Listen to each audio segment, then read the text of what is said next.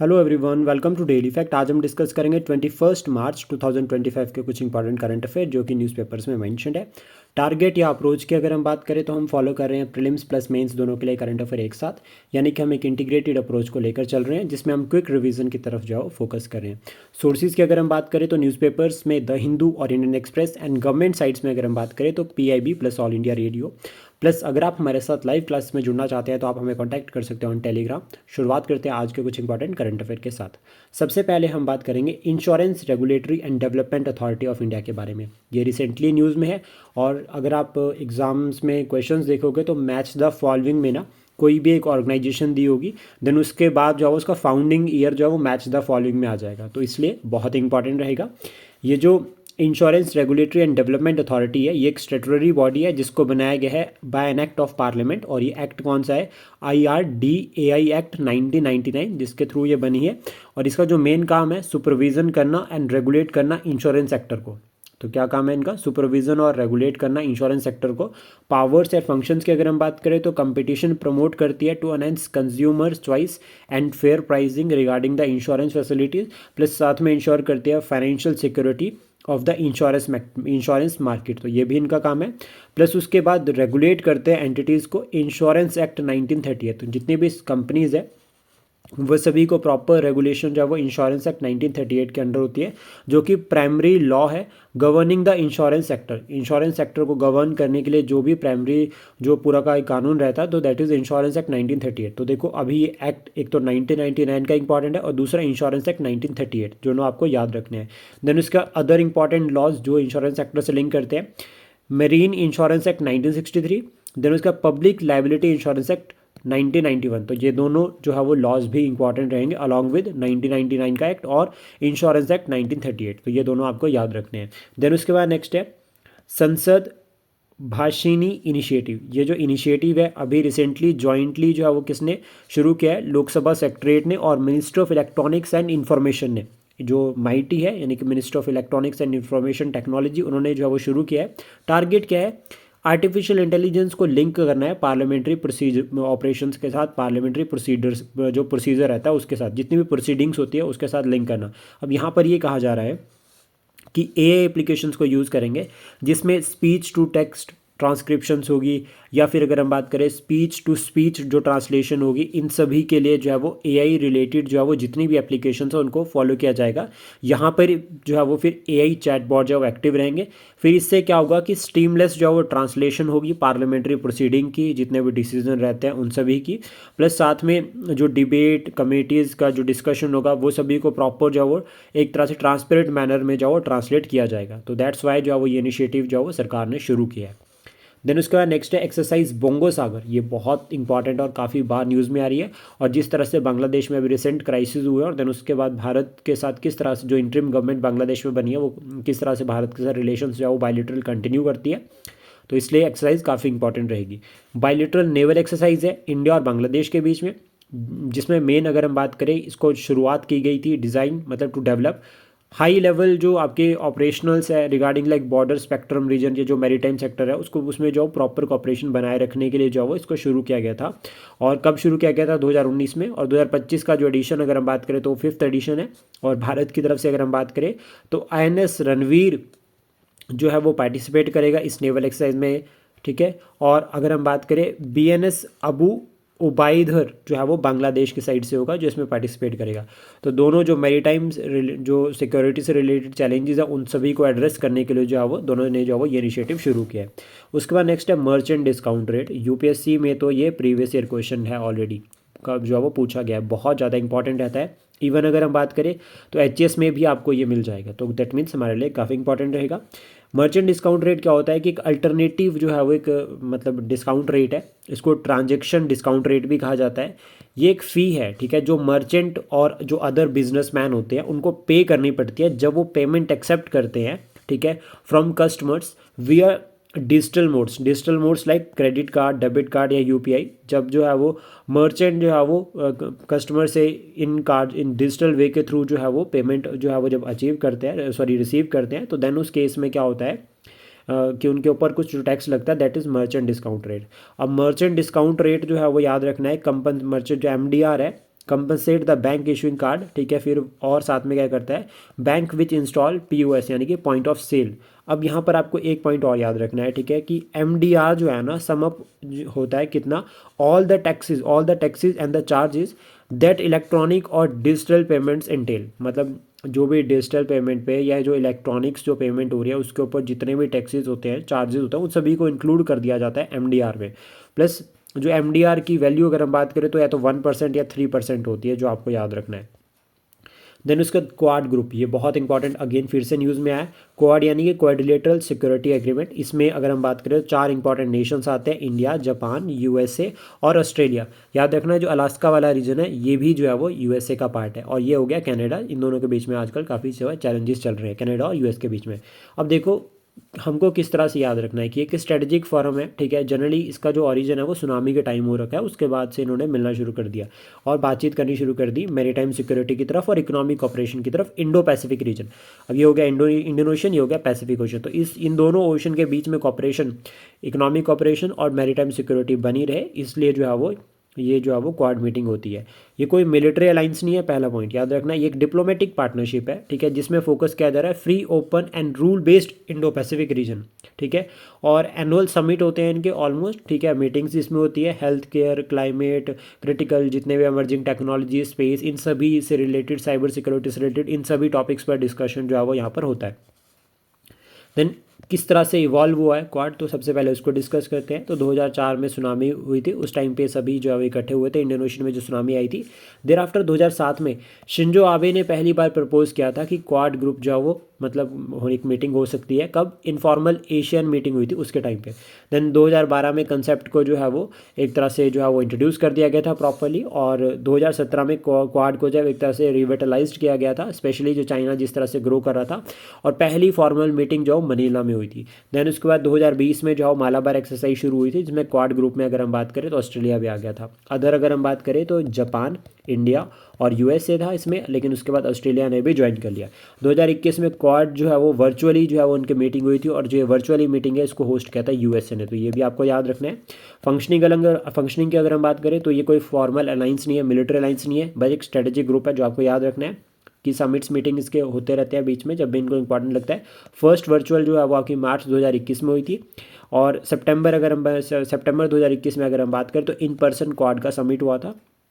और ongoing meeting अभी जो चल रही है उसमें जो है वो अगर हम बात करें सिक्योरिटी और इकोनॉमिक ऑपरेशन की बात की जा रही है। इंडो पैसिफिक रीजन जिसके बारे में हमने बात करी थी कि दिस वन द रीजन, और ये जो इंडो पैसिफिक रीजन है, ठीक है, इसमें इंडियन ओशन और पैसिफिक ओशन के बहुत इंपॉर्टेंट आइलैंड नेशन और जितने भी अदर इंपॉर्टेंट कंट्रीज रहती है वो इन्वॉल्व है। और स्ट्रेटेजिक, इकोनॉमिक और जियो पॉलिटिकल सिग्निफिकेंस बहुत इंपॉर्टेंट रहता है। One of the major trade route strait of Malacca जो है वो इसी जो है वो रीजन में है, और ये कहा जाता है कि जो ये रीजन है ये 60% of the global maritime trade को फैसिलिटेट कर रहा है, तो ये भी बहुत इंपॉर्टेंट है। देन उसके बाद नेक्स्ट है सागरेश्वर वाइल्ड लाइफ सेंचुरी। ये कहाँ पर है? महाराष्ट्र में, ठीक है। ये first man made wild life sanctuary है, तो that's why it is important. ये क्या है? First man made wild life sanctuary, इसलिए इंपॉर्टेंट है। और ये एक आर्टिफिशियली बनाई गई है, ठीक है, याद रखना है हमें। और यहाँ पे अगर हम बात करें तो एक एंशियंट टेम्पल भी है जिसका नाम है सागेश्वर टेम्पल, और ये जो सेंचुरी है ना इसके अराउंड में जितने भी हाउसेज है ना वो डेडिकेटेड है लॉर्ड शिवा को, यानी कि सेंचुरी के अराउंड जो है वो शिव जी भगवान जी की पूजा जो है वो काफ़ी की जाती है। वेजिटेशन अगर हम बात करें तो यहाँ पे आपको साउदर्न ड्राई मिक्स डेसिडियस जो है वो फॉरेस्ट देखने को मिलेंगे, प्लस साथ में साउदर्न थॉर्न्स फॉरेस्ट। अब देखो डेसिडियस की बात हो रही है, थॉर्न्स वेस्टर्न घाट अगर हम इस तरह से बनाते हैं तो जो वेस्टर्न घाट का जो ये सबसे ईस्टर्न जो वेस्टर्न रीजन हो गया, यहाँ पर आपको एवरग्रीन फॉरेस्ट मिलेंगे। लेकिन जब हम इंटीरियर में जाते हैं तो अंदर वाली साइड पे हमें ड्राई डेसिडियस जो वेजिटेशन देखने को मिलेगी। तो एक्सपेक्टेड है कि जो ये वाइल्ड लाइफ सेंचुरी है ये जो है वो रेन शेडो रीजन में है, दैट्स वाई यहाँ पे जो है वो बारिश कम होती है, और बारिश अगर कम होती है तो यहाँ आपको deciduous plus thorn like forest मिलेंगे। तो ये आप लिंक करके जो है वो फिर क्या है, करंट में कोई टॉपिक आया हमने उसको कंसेप्ट के साथ लिंक कर दिया। फिर इसको नेक्स्ट है directorate general of trade remedies. अगर हम बात करें इस ऑफिस की तो इसको एस्टेब्लिश किया गया May 17, 2018 में, और फॉर्मली अगर हम बात करें तो directorate general of anti dumping and allied duties इसको कहा जाता है। नोडल मिनिस्ट्री अगर हम बात करें जिसके अंडर आता है ये, तो डिपार्टमेंट ऑफ कॉमर्स है, किसका, ministry of commerce and industry. Then उसका पर्पज़ क्या है इसका, कि इंडियाज़ की जितनी भी एंटी डंपिंग रहती है उसके रिगार्डिंग ये वॉच डॉग है, और एक लेवल फील्ड जो है वो प्रोवाइड करता है for domestic industries against the unfair trade practices. कि लाइक जैसे अगर कोई कंट्री डंपिंग कर रही है या अदर कोई इशू रहता है रिगार्डिंग लाइक टैरिफ वॉर, तो उसके रिगार्डिंग फिर ये डोमेस्टिक जो इंडस्ट्रीज़ है उसको प्रोटेक्ट करने की कोशिश करता है, और एक तरह से इंपोर्ट सर्च करता है, फिर डंपिंग को भी एड्रेस करता है कि डंपिंग के रिगार्डिंग कोई भी इशू रहता है। मेघालय, अभी नेक्स्ट जो न्यूज़ है वो बहुत इंपॉर्टेंट रहेगी और हम इसको एज एन एग्जांपल अपने आंसर में इंक्लूड कर सकते हैं।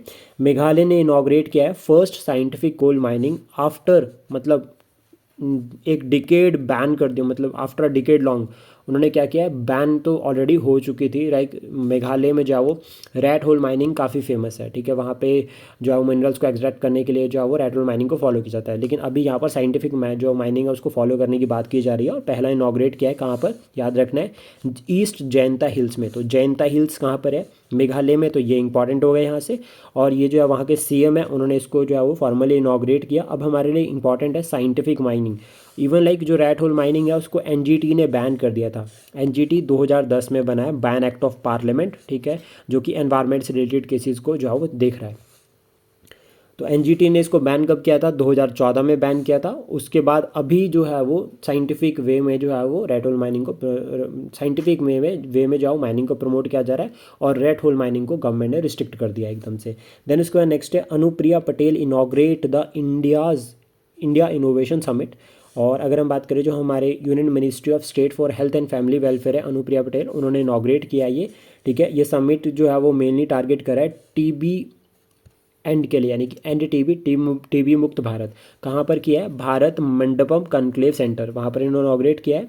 और इसमें अगर हम बात करें कि समिट को कौन ऑर्गेनाइज कर रहा है, department of health research, Indian council of medical research, ठीक है, and central TB division, ministry of health and family welfare jointly जो है वो उसको ऑर्गेनाइज कर रहे हैं। और हमने टीबी एलिमिनेशन का टारगेट कब का रखा था, 2025 का। और अभी अगर हम बात करें कि ये जो प्रोग्राम है, ठीक है, ये progressing towards the goal of eliminating TB, उसकी तरफ जो है वो ये अग्रसर है। और इसमें नंबर ऑफ मिसिंग केसेस की अगर हम बात करें तो ये कहा जा रहा है कि रिड्यूस हुए हैं 15 लाख से 2.5 लाख की तरफ 2023 में, यानी कि 2015 में कितने थे, 15 लाख, और अभी कितने हैं, 2.5 लाख मिसिंग केसेस। अभी यहाँ पर ये भी कहा है, programme was able to notify 25.5 lakh TB cases and 26.07 lakh cases in 2023, and जो है वो 2024 के वो हाईएस्ट रह रहे हैं। यानी कि 2025-23 में कितने हुए थे, 25.5 लाख, और 2024 में कितने हुए, 26.07 लाख। तो ये दोनों बहुत इंपॉर्टेंट रहेंगे। देन उसके बाद नेक्स्ट है कैनरा बैंक, जो पहला बैंक बना है, first bank to introduce online digital balance confirmation certificate. तो ये कैनरा बैंक बना है, काफ़ी इंपॉर्टेंट रहेगा। और अगर हम बात करें बैंक की, तो बैंक के बारे में आपको याद रखना है कि 1906 में बनाया गया था, और इसका जो हेडक्वार्टर है वो कहाँ पर है, बेंगलुरु कर्नाटका। तो ये भी आपको याद रखना है, ठीक है। और कैनरा बैंक पहला बैंक बना है अभी, तो दैट्स वाई इंपॉर्टेंट रहेगा। और एमडी एंड सीईओ की अगर हम बात करें तो के सत्यनारायण राजू, ठीक है। और टैगलाइन क्या है इनकी, टुगेदर विद कैन, ठीक है, टुगेदर विद कैन जो है वो उनकी थीम है। रिसेंट एक्सरसाइजेज की अगर हम बात करें जो न्यूज़ में चल रही है, तो खंजर सेकंड, जिसका खंजर 12th, जिसका अगर हम बात करें 12th एडिशन कहाँ पर हुआ है, ठीक है, कजाकिस्तान में, किर्गिस्तान में, सॉरी। और ये इंडिया और किर्गिस्तान के बीच में जो है वो एक्सरसाइज है मिलिट्री। देन उसका 7th edition of the security belt 2025, ये जो सिक्योरिटी बेल्ट है रशिया, चाइना और ईरान के बीच में हुई, और ये कहाँ पर हुई है, near Chabahar port in Indonesia. तो दैट्स वाई इंपॉर्टेंट। उसका नेक्स्ट है एक्सरसाइज डेजर्ट हंट 2025, ये इंडियन नेवी, इंडियन आर्मी और इंडियन एयरफोर्स ने ऑर्गेनाइज करी है, कहाँ पर, जोधपुर में। तो ये भी आपको याद रखनी है। 6th एडिशन ऑफ एक्सरसाइज धर्म गार्डियन, धर्म गार्डियन इंडियन आर्मी और जापान के बीच में होती है, और अगर हम बात करें तो ये कहाँ पर हुई है, जापान में। और युद्ध अभ्यास किन दो नेशंस के बीच में होती है वो आप कमेंट बॉक्स में बता सकते हैं। 3rd edition of the cyclone 2025, India और इजिप्ट के बीच में, कहाँ पर हुआ है ये, राजस्थान में। तो भारत में जो है वो 3rd एडिशन हुआ है साइक्लोन 2025 का। Exercise Wingate readers between Indian army and Indian air force, ये कहाँ पर हुई है, ईस्टर्न थिएटर में। उसके बाद नेक्स्ट टॉपिक है कि इंडिया के पास जो है वो 33 मेडल्स आए हैं, कहाँ पर, at special Olympic world winter games 2025। इसमें अगर हम बात करें तो इंडिया के पास जो है वो फर्स्ट डे में जो है वो clinch 12 medal in 4 events on the final day, मतलब जो फाइनल डे था उसमें हमारे पास 12 मेडल आए हैं 4 इवेंट्स में, और टोटल कितने हुए 33। और ये जो विंटर गेम्स है स्पेशल ये इटली में हुआ, और इटली में अगर हम बात करें यहाँ पर जो जब ये इवेंट हुए तो इसमें कहा जाता है कि 12th एडिशन जो है वो स्पेशल इसलिए है कि 8 साल बाद हुआ है, प्लस ये इटली का पहला जो है वो कोई ये कहा जा रहा है कि इटली जो है वो hosted that special Olympic world games, पहली बार जो है वो इटली ने होस्ट किए हैं। और जो ये मेडल की टैली है अगर हम बात करें टोटल जो है वो 33 में हमारे पास जो है वो 8 गोल्ड है, 18 सिल्वर है और 7 जो है वो ब्रॉन्ज मेडल्स है, that's why very important. Then उसके बाद एट द एंड कुछ क्वेश्चंस डिस्कस करते हैं, और इन क्वेश्चंस का आंसर आप वैसे आप कमेंट बॉक्स में बता सकते हैं, प्लस हम भी जो है वो उनको डिस्कस करेंगे साथ के साथ में। तो फर्स्ट क्वेश्चन है, which city police force has launch the sister star squad to combat eve teasing. इसमें ऑप्शन है मुंबई, कोलकाता, बेंगलुरु और Delhi. The correct answer is Delhi. Then उसके बाद नेक्स्ट है, which country is partnering with India for the Varun 2025 naval exercise. Option है United States, France, Australia, Japan. इसका answer आप comment box में कर सकते हैं। देन उसके बाद नेक्स्ट है, world sparrow day is celebrated every year on 15th March, 25th March, 20 March, 1 April. The correct answer is option C. Option C जो है आंसर रहेगा 20th मार्च, तो ये भी काफ़ी इंपॉर्टेंट है। देन उसके बाद, with state government sign an MOU with Gates Foundation for AI and Development Initiative. Your options are Andhra Pradesh, Tamil Nadu, Karnataka and Telangana. The correct answer is option A, Andhra Pradesh. Then उसके बाद last question रहेगा आज का ये, और इस question का answer आप कमेंट बॉक्स में कर सकते हैं क्योंकि हम ऑलरेडी इसको डिस्कस कर चुके हैं। By which year is India projected to become the third largest economy in the world according to the Morgan Stanley. Your options are option A 2030, option B 2026, option C 2028 and option D 2035। तो इसका answer आप comment box में कर सकते हैं। I hope जो content हमने discuss किया ये आपको एग्जाम के लिए हेल्प करेगा। Thank you, please support, share and subscribe daily fact.